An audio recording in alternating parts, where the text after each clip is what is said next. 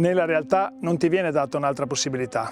Fai attenzione alla segnaletica e rispetta le norme di sicurezza stradale. Fallo per te e per gli altri.